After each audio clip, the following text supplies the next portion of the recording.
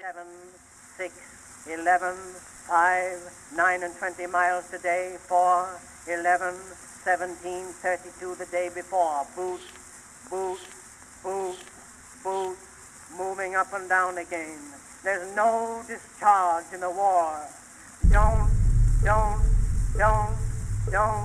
look at what's in front of you. Boot, boot, boot, boot, moving up and down again.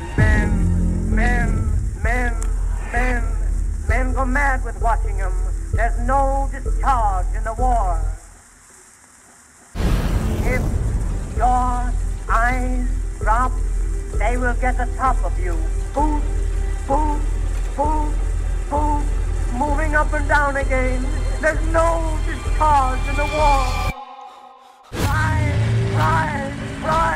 Try to think of something different. Oh, my God, keep me from going lunatic. Boom, boom, boom, boom, moving up and down again. There's no discharge in the war. 7, 6, 11, 5, 4, 17, 32 the day before.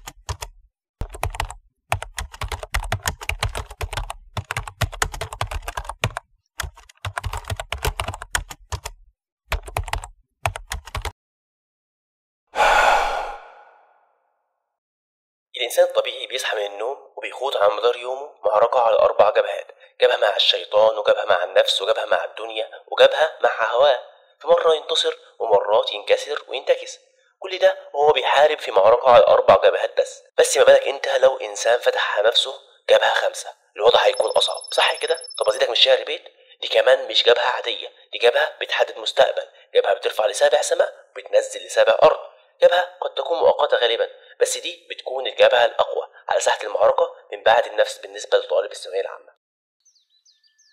Bak deme bana bakamam gözüne, gül deme bana gülemem yüzüne. Bak deme bana bakamam gözüne, gül deme bana gülemem yüzüne. Kusura bakma iş işten geçti, olamayız artık eskisi gibi.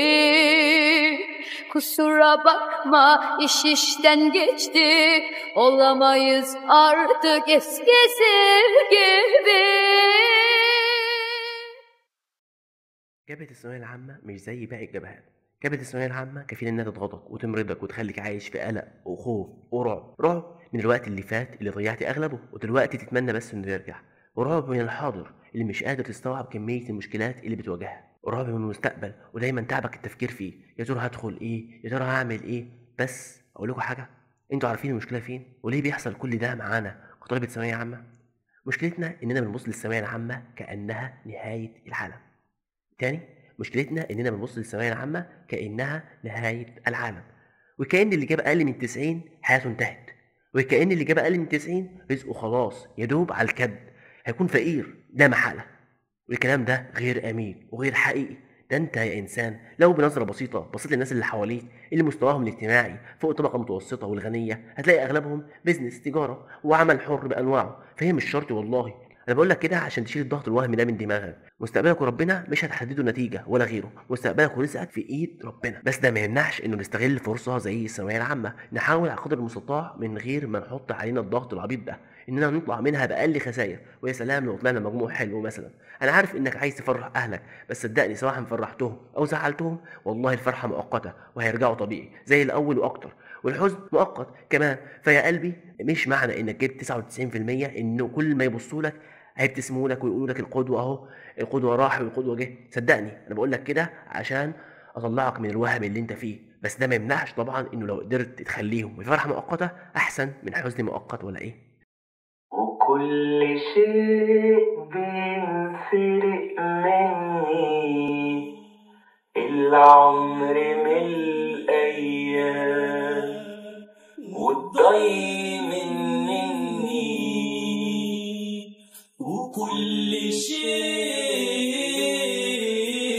حواليا يندهلي، جوايا بندهلة، يا ترى بتسمعني وفينك بيني وبينك رامبو أحزان يعدوا متخافش. بيني وبينك. يلا قول، عايز تقول ايه؟ أيام وينقضوا شجر الليمون دبلان على أرضه، شجر الليمون. كل جبهة حرب محتاجة سلاح، والثانوية العامة عشان تكسبها فأنت محتاج خطة، مش بس خطة مذاكرة، خطة أشمل من كده بكتير.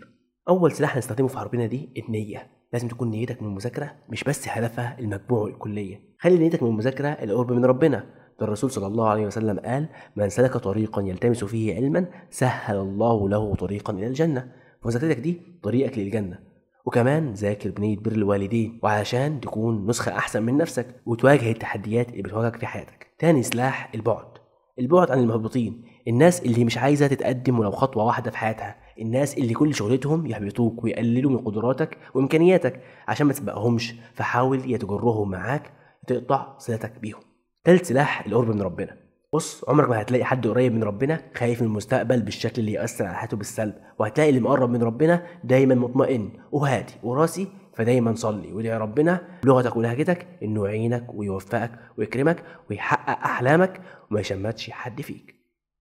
هل أتيك حديث موسى إذ ناديه ربه بالوادي المقدس طوى اذهب إلى فرعون إنه طغى فقل هل لك إلى أن تزكي وأهديك إلى ربك فتخشي فأريه الآية الكبرى فكذب وعصي ثم أدبر يسعي فحشر فنادي فقال أنا ربكم الأعلى فأخذه الله نكال الآخرة والأولى إن في ذلك لعبرة لمن يخشي أأنتم أشد خلقا أم السماء بنيها رفع سمكها فسويها وأغطش ليلها وأخرج ضحيها والأرض بعد ذلك دحاها أخرج منها ماءها ومرعيها والجبال أرسيها متاعا لكم ولأنعامكم. رابع سلاح والأخير هو سلاح الهدوء. إنك تكون إنسان رايق، عارف بتعمل إيه، مش بتضغط لأنك بتحاول، وعارف إنه النتيجة دي بتاعت ربنا، وإن الثانوية العامة دي مش نهاية العالم. وبكررها تاني، ذاكر بروقان وبين الضغط الوهمي علشان ما تقعش مع الذين وقعوا.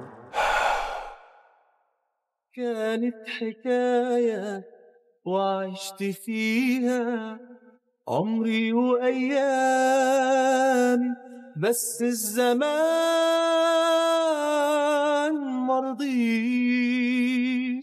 يمكن تموت يمكن تعيش، يمكن تموت يمكن تعيش. كان نفسي كل حاجة تمشي زي ما كنت عايز.